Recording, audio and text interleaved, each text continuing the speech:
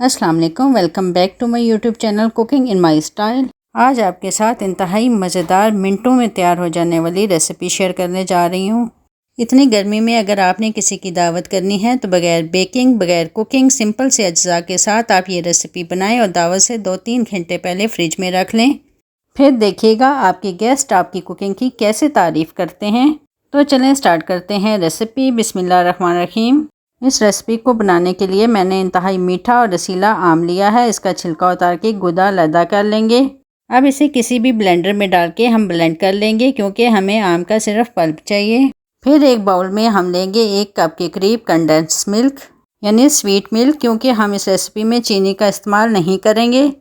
Mango का जो pulp हमने रेडी किया था उसे भी कंडेंस मिल्क में शामिल करेंगे और हैंड बीटर की मदद से अच्छे से बीट कर लेंगे।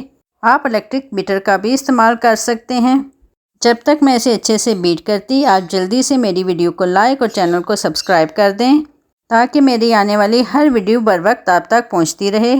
फिर लेने हैं 3 अदद हमने ब्रेड के स्लाइसेस। इनके किनारों को हम रिमूव कर लेंगे।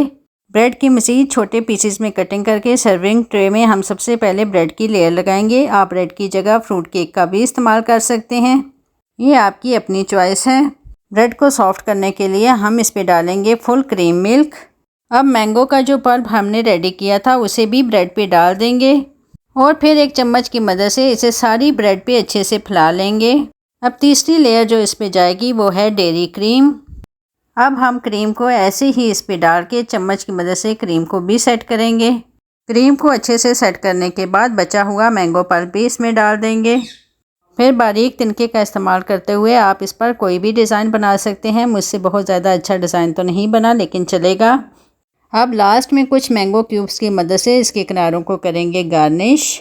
आप अपनी पसंद के बिस्किट का चूरा करके इसके किनारों को बिस्किट के चूरे से भी गार्निश कर सकती हैं। इस रेसिपी की लुक को मज़ीद खूबसूरत करने के लिए हम कुछ ड्राई फ्रूट क्रश करके सेंटर में डाल देंगे। तो ले जी, इंतहाई मज़ेदार बगैर चूल्हा जलाए मिनटों में हमने ये मज़ेदार सा मैंगो डेज़र्ट रेडी कर दिया है। अब हम इसे कम से कम 2 घंटे के लिए फ्रिज में रखेंगे ताकि ये अच्छे से सेट हो जाए। अब आप भी जल्दी से ट्राई करें मेरी इस रेसिपी को और मुझे फ़ीडबैक में ज़रूर बताइएगा कि आपसे ये मज़ेदार सी रेसिपी कैसे बनी।